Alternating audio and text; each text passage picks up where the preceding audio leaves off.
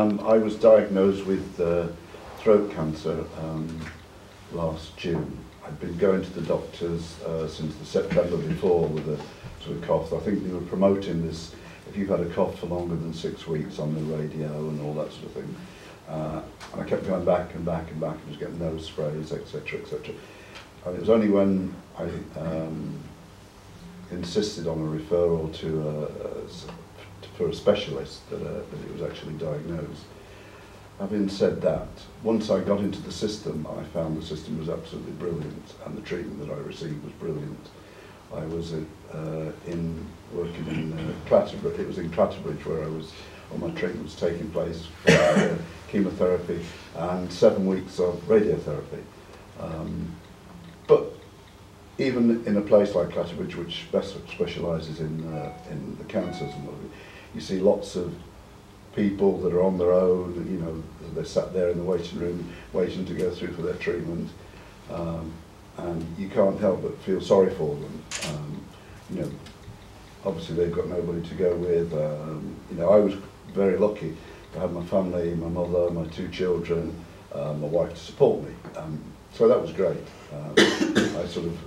I wouldn't say it was a breeze that I went through it, but they helped an awful lot. You know, I wasn't on my own.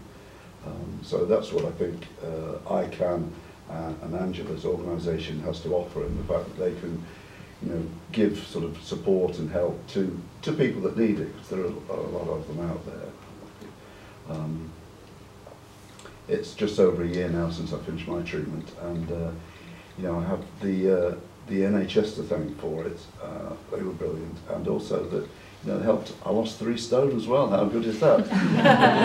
I wouldn't advocate it as a diet, but it did help. Certainly helped and what have you. But no, I've not the NHS to thank for everything. So they were great. But from the elderly patient's point of view, I think there is you know, a lot more things can be done. You know, you people are great at what you do. You can't do everything. You know, so referring to people like ICAN, I think would certainly be helpful. Thank you. Thank you. Thank you. Thank you. What you've conveyed is a typical issue about involving individuals in their care, about communication, about giving time to make decisions. And I suppose it's something that has probably become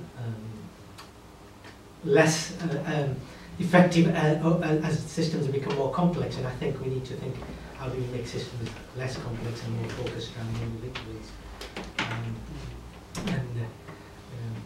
Something we have to be reminded of to make sure that we take it into account whenever we're making decisions about services.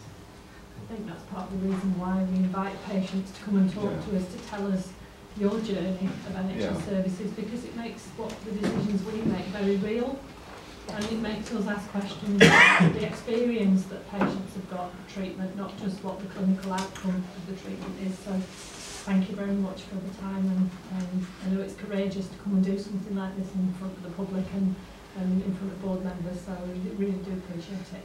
Thank you very much.